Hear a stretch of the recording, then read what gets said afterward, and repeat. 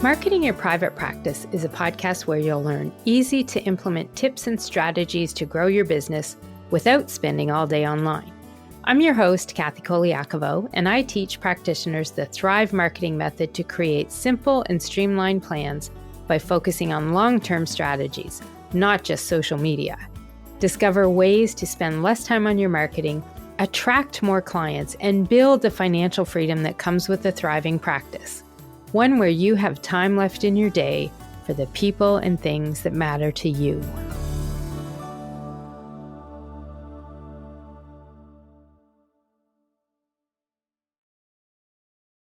Hey, private practice heroes. Thanks for tuning into the podcast today. I'm your host, Kathy Colaiacovo, and today you might have noticed something a little bit different about the episode from this title. The power of big sisters and brothers, and how mentorship sparks lasting change. So you are spot on if you notice that I'm probably taking a break from my normal lessons on marketing a practice or service business. And the reason is because I'm taking part in a worldwide podcast-thon, and it has one goal. Podcasters are uniting all over to highlight a charity or a cause that we are passionate about. And at last count, I think there was over 1,600 podcasters doing the same kind of thing this week. So it started March 15th and it ends on the 21st. Now, for me, and I've got a lot of charities that I support. So when I saw this online, and it was an awesome little title, and their website is podcastthon.org. By the time you hear this, it'll probably be too late for you if you're a podcaster to take part, but you can always pay attention for next year. So for me, I have lots of charities I support and that I'm active with. Currently, I'm on the board at the Italian Canadian Cultural Association in Halifax. I help out with the 100 Plus Women Who Care as well. I do a lot of work at my church, which is Port Wallace United here in Dartmouth, Nova Scotia. I'm part of their affirming committee, and we are all about ensuring people know that our doors are welcome to everyone, no matter your gender identity, sexual orientation, race, culture, religion, language, age, or ability. And I used to call myself a full-time volunteer because when I was at home with my 3 kids, I did a lot with the home and school associations, the parent-teacher associations, school advisory councils. And I'm really proud of everything I did as a volunteer. My staying home as a mom let me do that. I had the time.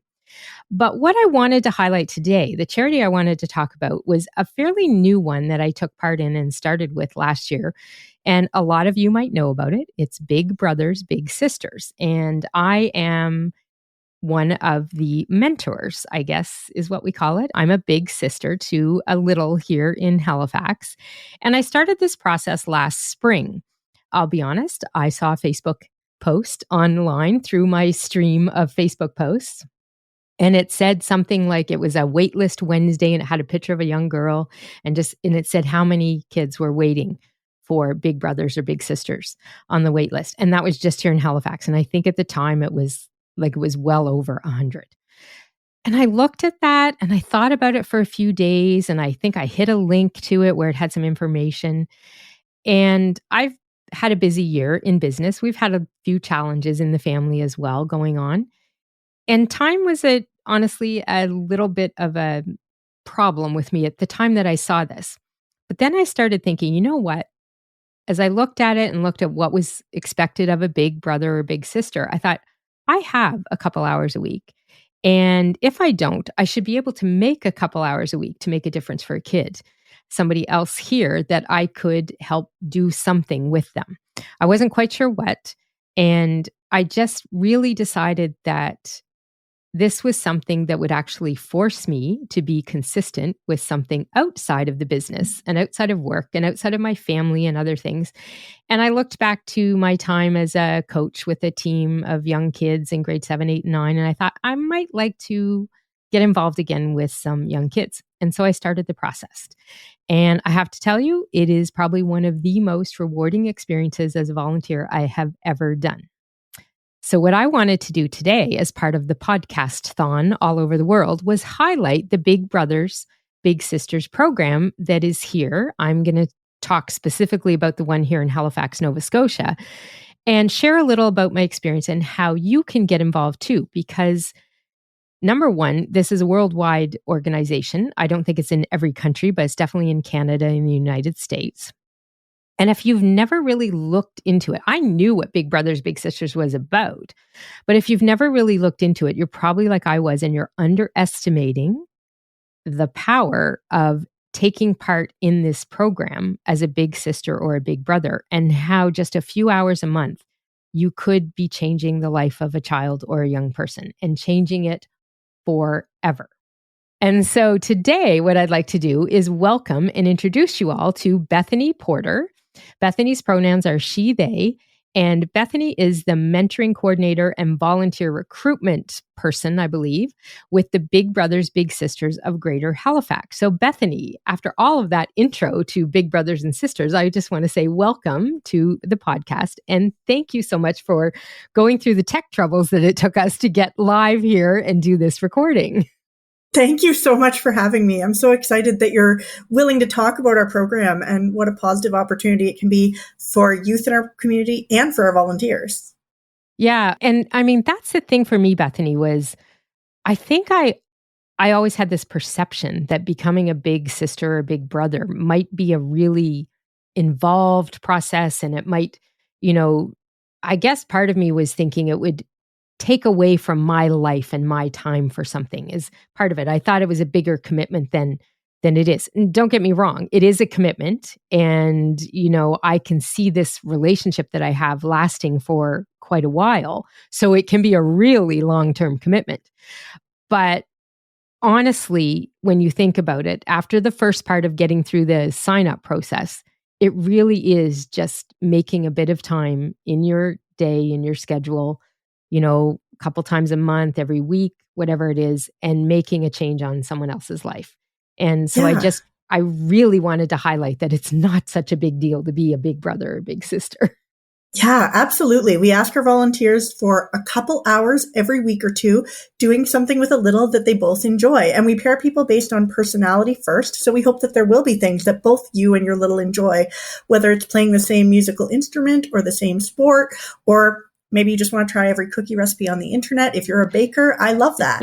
But yeah, we don't ask our volunteers to be a parent or a taxi to get the kids to dance or soccer.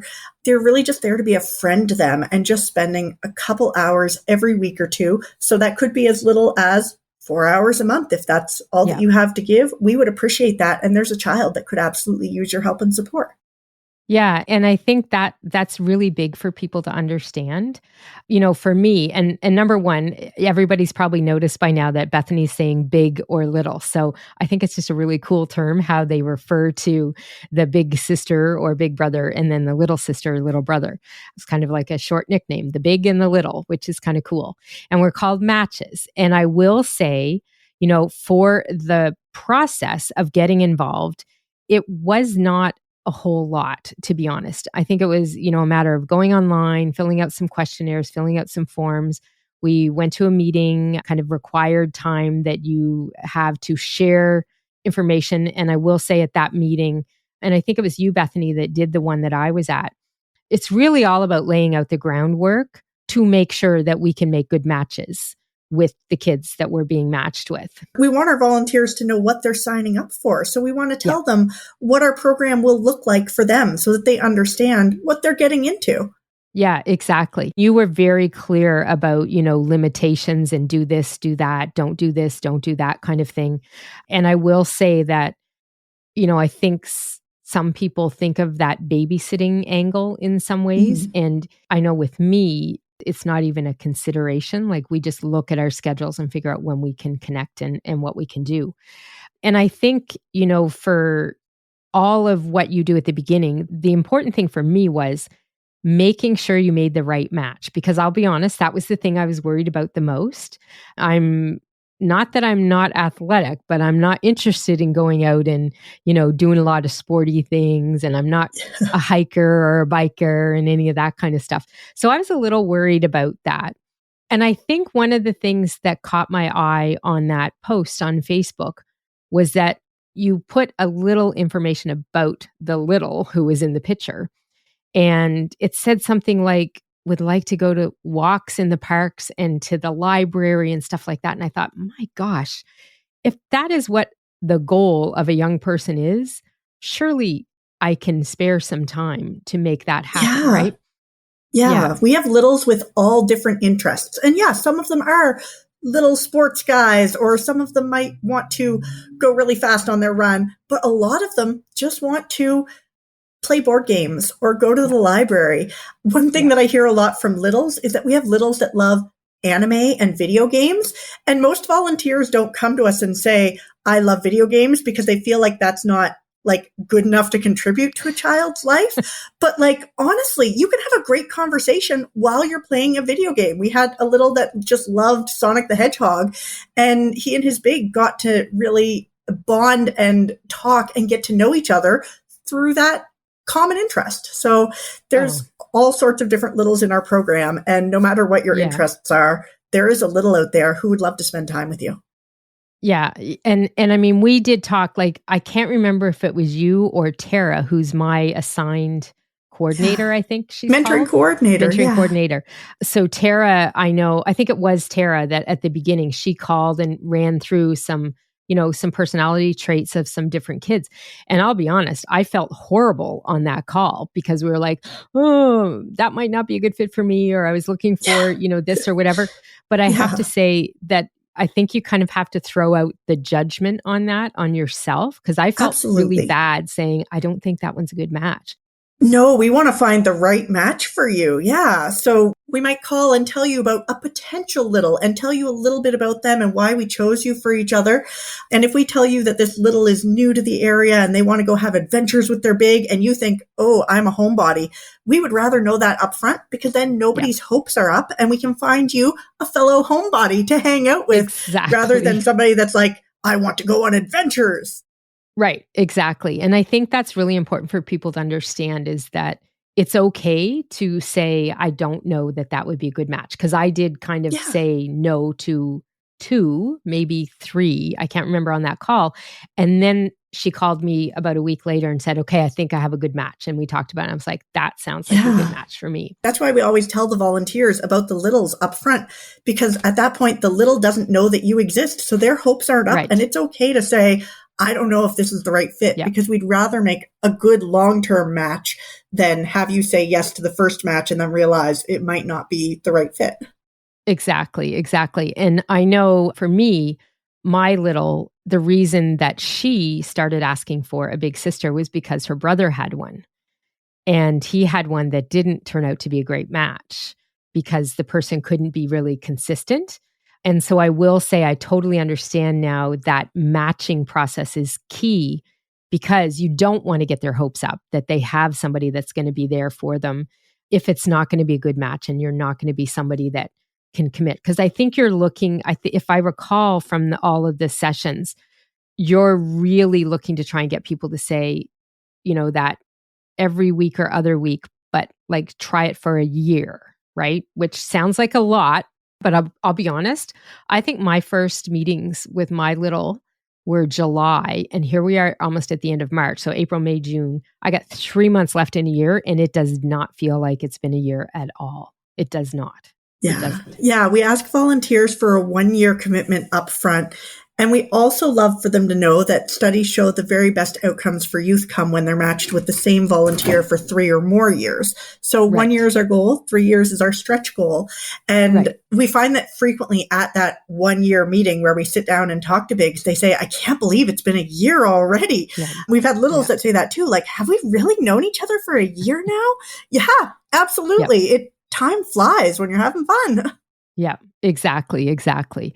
So I think that, for me, that's something that people, if you're interested in joining as a big brother or big sister, it's just something to really think about. It sounds like a lot at first, but honestly, it's not. And it just is so easy. And I have to say, so for me, just to give everybody an idea of my match and what we're doing, and I have permission from her grandma to share. Her name is Skyla, and she's 9. She turned 9 in September, I think. And she has several brothers and sisters. She has a family. And I think one of the things that is important to understand for the kids in the program is, like, I look at what I do with her as a time where she can get away. There's nobody else in her family involved because she does have a few siblings. And she gets to go out and do things on her own with somebody, and gets like all the attention on her. But I'm going to just say that I think every little that is involved in this program are the bravest kids I would ever know. And the reason I say this is because I have 3 kids myself, and there is no way on God's green earth that my kids would have met with our coordinator. Like, we met first in a Tim Hortons to see how we felt about each other with the coordinator. And then a few weeks later, we went on our first outing together. My kids would have been terrified to leave mom, leave dad, go out, with somebody that you might only have met a little bit. I mean, there's vetting that goes on behind. Don't get me wrong, criminal background checks, vulnerable sector checks, all of that gets done. But when I looked at her and what she did the first few times that we went out, I thought, man, you are one brave kid, because I know my kids wouldn't have had that. They would have been a little, like, really nervous. And I know 2 of them wouldn't have gone. But I also know they didn't need to go because we had, they didn't have a need for a big brother or big sister. Like some of the kids in the program might have that need to get that extra adult influence in their lives. So I think that does make a difference in that. But I'm still going to call every one of them extremely brave kids to do this. Yeah. Absolutely. And one of the things that's important to us is that kids have to want to be in our program. You can't sign a kid up against their will, because it's really hard to build a friendship with somebody who doesn't want to see you. But overwhelmingly, when we explain our program to youth and tell them what we do and what it might look like for them, they think, oh, wow, that's really cool. That might really help me. So we ask kids if they want to be a part of this. And the kids in our program all want to have mentors, which makes a big difference. They know it's one-on-one time, that they get a say in what happens and people care about their opinion. So it's really, it's a different setup than some of the other programs that are out there. Right, it is. And, just to give folks an idea of, like, what do we do? So we started off with just simple things. We would take my dog Pepper for a walk a couple times. We went to a couple different places. Like, she wanted to go to a beach one day, so we did that. The Italian club, we had our family picnic, so we took her to that, and she had a good time there. So it wasn't a lot out of reach of things to do. We have gone to the Get Air. I took her there one time kind of as a treat, because one thing that I will say is I have a car and access to it, so it's easy for me to go. But I think there's exceptions made too. You try to match people that may not have access to a vehicle. Yeah, we have bigs that drive. We also have bigs that bus or bigs that walk or bike around. Yeah. There's no requirement to have a car in our program.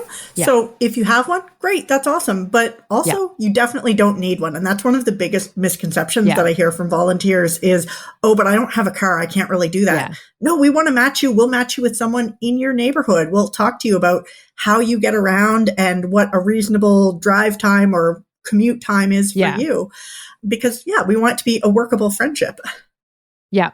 And the other thing that I do want to highlight is the Big Brothers Big Sisters Association is very, very big and talks to you about it all the time, that they are not ever expecting the bigs to shell out tons of money to pay for things for the kids. So that is something too, that, this is an opportunity that anyone, no matter your financial ability, can be part of, because it's not anything that you're looking for. Yeah, we try to make sure everything is low cost or no cost, because we don't ever want to put a financial burden on our volunteers. So we have regular events that we host as an agency that our matches are welcome to come to. So that's a free thing you can do. Yep. A lot of the times we get tickets donated to different community events, and those we pass on to our matches.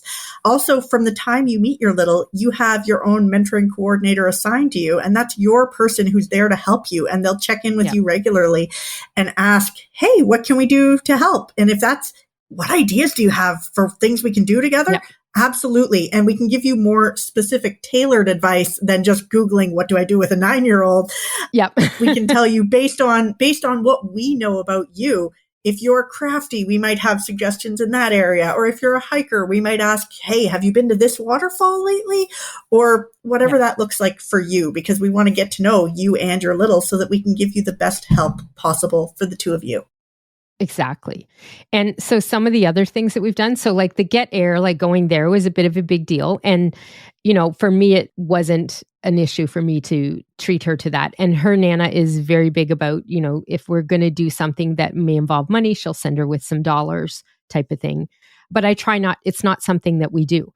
For me, we've gone to some of the events that you host. We've done the Christmas party that was there, and she had a ball at that.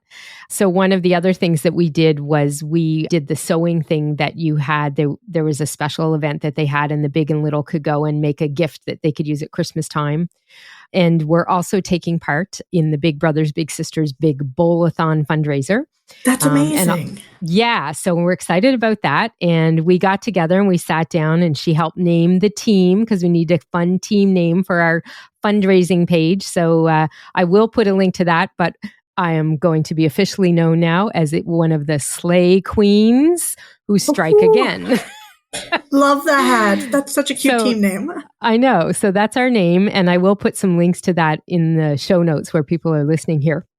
But for me, the other big thing, when we talk about stuff, like she was nervous to talk to me and share things about what she wanted to do and different stuff like that. One of the things that she said was she would like to learn a little better how to skate, because we were trying to figure out what to do over the winter. And so we looked at that, and I used to be a figure skater. So one of the That's an amazing match. I don't know if we knew that about both of you. No, I don't think so. It just sort of came out in one of the talks with her and I when I'm asking her, I'm trying to get her to share like what she wants to do, which is hard to get out sometimes because she was a little, she was brave, but a little nervous about sharing things. So we started in December going to the Sportsplex here in town in Dartmouth, and she had a pass. So the skating was free for her because she has a pass. I pay a couple bucks to go. And to be honest, a couple times, don't tell anybody out there, but they let me in free because I was taking her. And so we go skating for an hour a week, and she has really improved. I've been teaching her how to skate and improve that. And one of the best things that I thought was awesome was there was an opportunity with her guide group. They were going to the Oval to skate. And when I heard about it afterwards, I heard she was like so happy and proud because she was able to skate and she didn't have to use a trainer, and she felt really good about herself at that outing where I wasn't That's amazing. But you were able to give her the skills and help her practice them. Exactly. That's incredible. Exactly. So it's been really great. And like I said, I mean, what did that do? And to be honest, for me, I've noticed my leg muscles are getting tighter and they're getting back like my old figure skating legs, which has been awesome too. And it was a way that got me back into doing something I hadn't done for years. So I was really actually grateful for her wanting to do that. And the other big thing for me that I'm just going to say as we wrap up here, it does take a little bit, I think, for the kids to get used to us and get things going. And 2 weeks ago when we were skating, she actually called me by my name, which hadn't happened before, which was interesting. And I just thought, oh, that's a moment, right? Like that's a bit of a moment here that's going on. And I thought that was kind of cool. Yeah, it's like a milestone. Yeah, for me, it was a little bit of a milestone because I think it just shows that she's got some confidence or comfort level, I guess, in being with me and the relationship that we're building. So I think it's really cool. So, yeah. Yeah, that's amazing.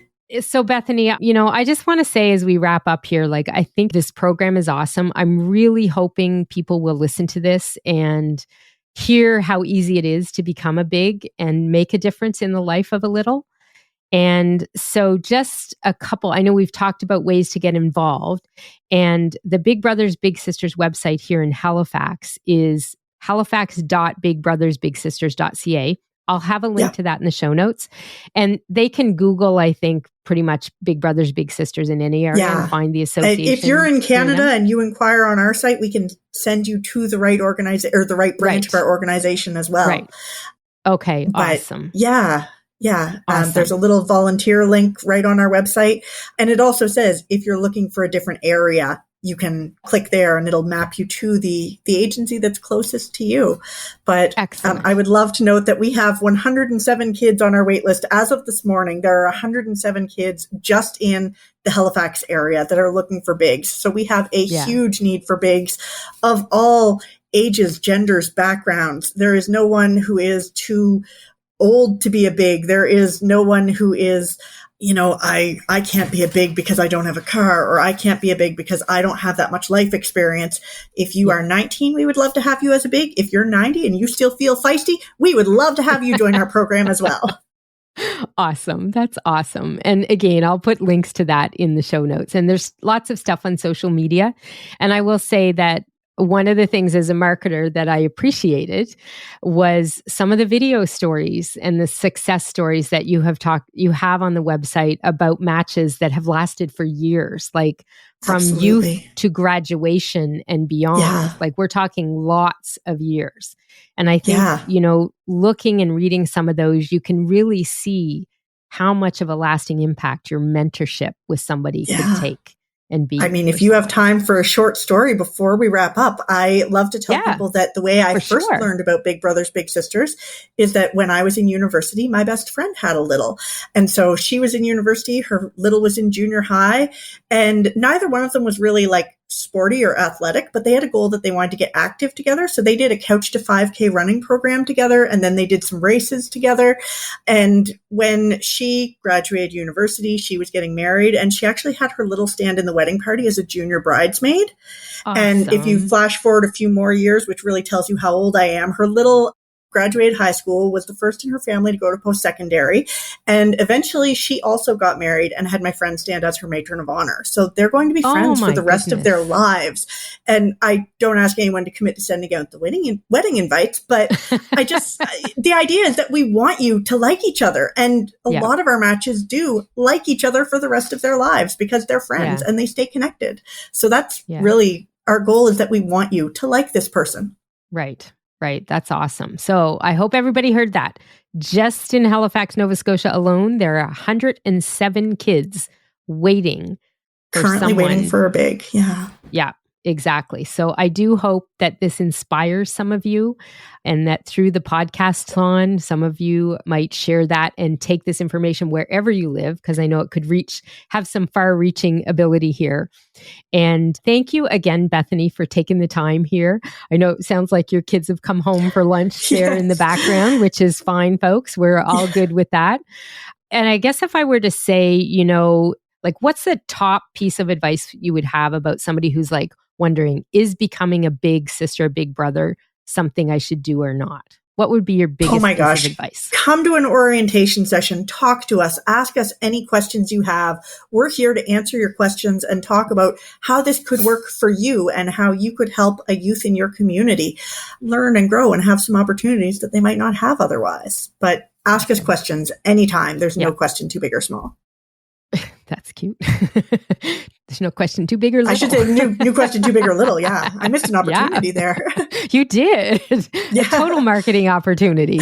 So one of the things that I will say is that 2-hour intro orientation session, people can go to that and then decide, no, it's not for me, right? Absolutely. I'm not going to hold anyone against their will. If you come to that and then say, you know what, you're doing good work, but this isn't the right time for me. Yeah. Thanks for letting me know. Thanks for giving me the opportunity to tell you about what we do. Maybe you might have a friend that might be a better fit. You could send them my way, and I would still be very grateful for that.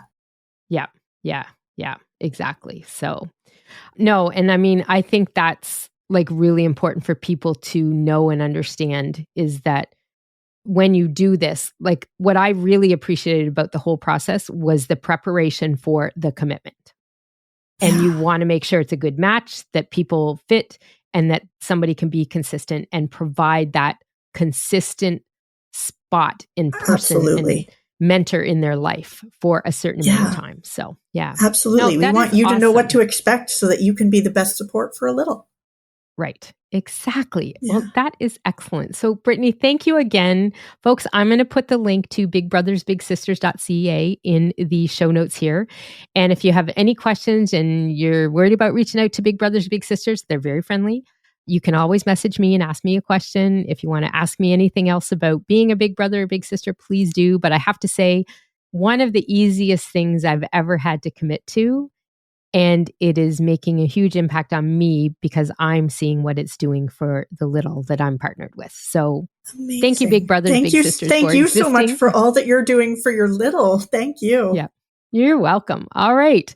Okay, folks. Well, that is it. We will wrap up for today. Thank you again, Bethany, for taking the time here and pushing through all our tech issues to get this going. Thank you so live. much for having me. And folks, I guess one of the things I always sign off with some ways to thrive in business or practice. So today I'm going to just give you a little sign off and say, thanks for tuning in. And remember, to thrive in life could be done by making a difference in someone's life and joining up as a big brother or big sister, because I believe that those relationships, a lot of them will last forever and have impact that definitely lasts forever. That's it for today. I'll see you next time. You can find all of our show notes and resources mentioned at marketingyourprivatepractice.com. Be sure to connect with me on Instagram at pepperitmarketing and say hi. I'd love to hear any feedback you have, and make sure to rate and review the podcast and hit subscribe on your favorite player so you don't miss any future episodes.